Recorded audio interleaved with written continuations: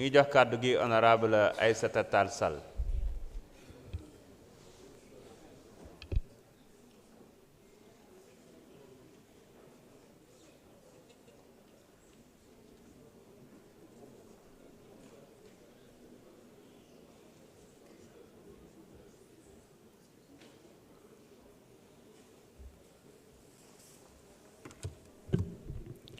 Je vous remercie, Monsieur le Président.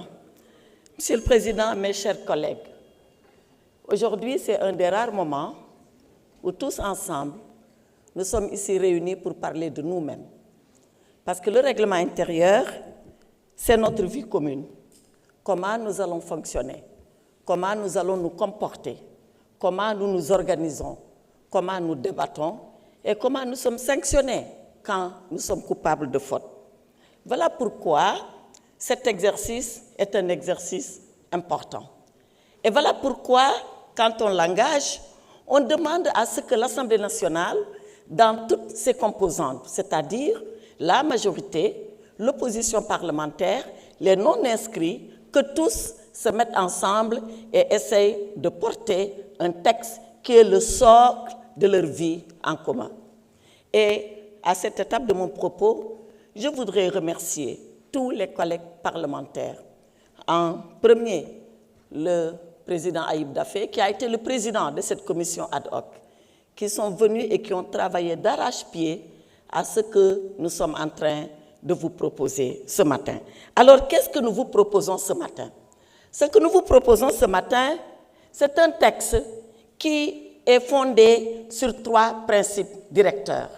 Le premier principe directeur, c'est de faire de telle sorte que l'Assemblée nationale, assumant sa responsabilité souveraine, joue pleinement son rôle de vigie, son rôle de contrôle des politiques publiques et son rôle de législateur. Et c'est la raison pour laquelle, et vous le verrez dans les innovations, nous avons renforcé, bien sûr, la commission d'évaluation des politiques publiques. Je ne vais pas y revenir, je l'ai déjà suffisamment dit, d'autres collègues l'ont répété, mais les commissions d'enquête que nous avons organisé, renforcé. Si vous voyez le texte initial, vous verrez que leur statut n'était pas tellement édifié, n'était pas tellement clair.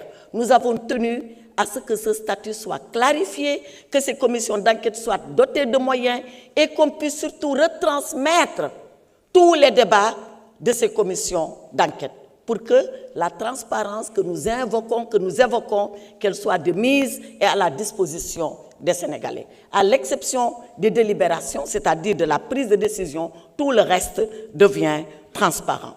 Certains nous ont dit en commission, et même avant, mais pourquoi vous avez séparé l'élection du président de l'Assemblée nationale d'avec celle du bureau? Pourquoi le président est élu pour 5 ans et pourquoi le bureau est élu pour 1 an?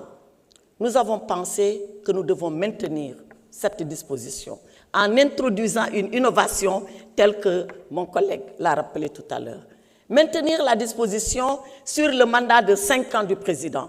Nous pensons que c'est un mandat important, que l'Assemblée nationale doit être à l'abri des soubresauts politiques qui font que sur 1 an, à chaque année, que le mandat du président de l'Assemblée nationale soit remis en jeu. Donc, nous pensons que conférer le mandat de 5 ans au président de la République, au président de l'Assemblée nationale, contribue à renforcer la stabilité de l'institution. Maintenant, pour le bureau, pour des considérations politiques, d'ajustement politique, de réalité politique, nous avons pensé que le mandat peut rester à 1 an.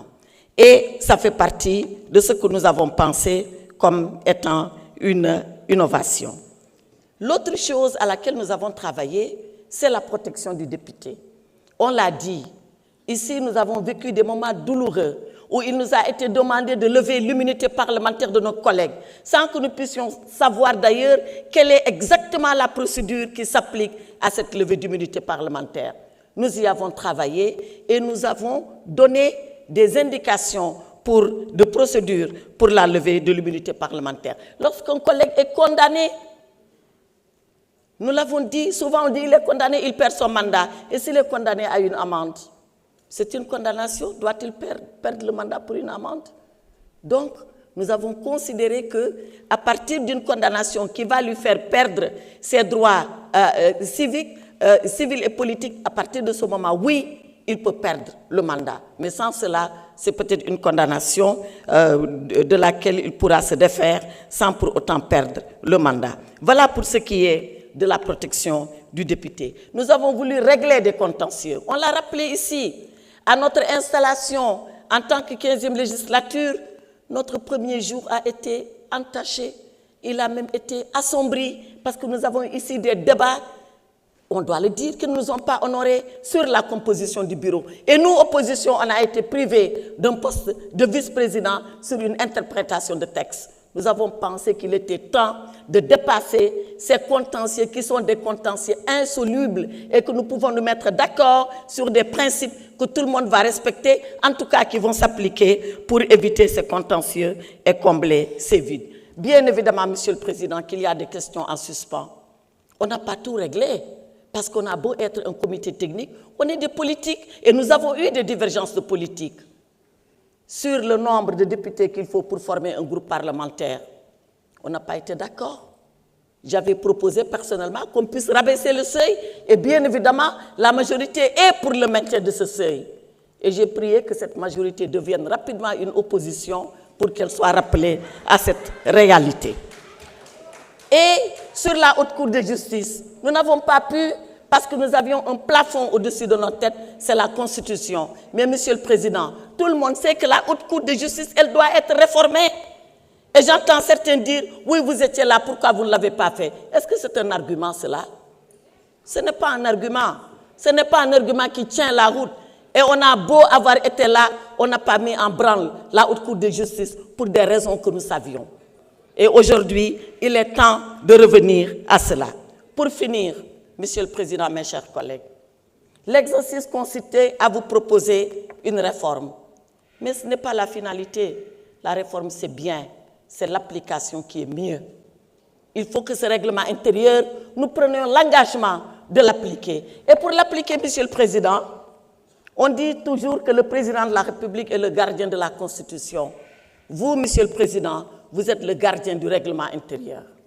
Seul le règlement intérieur vous met là où vous êtes et vous indique de nous dire, nous, ce que nous devons être et comment nous devons l'être. Donc, soyez le gardien du règlement intérieur. Soyez le gardien, certes, intransigeant du règlement intérieur, mais soyez aussi parfois le gardien bienveillant quand vous pensez que cela vous pouvez le faire. Mais soyez surtout le gardien équidistant du règlement intérieur. Et le gardien équidistant, c'est de considérer que dans cet hémicycle, majorité, opposition comme non inscrits ont les mêmes devoirs, qu'ils ont les mêmes droits. Nous vous faisons confiance, mais nous resterons vigilants. Je vous remercie. Merci. Je pense que vous pourrez assister que je le suis déjà et je le serai, Inch'Allah. Honorable Ayib Daffé.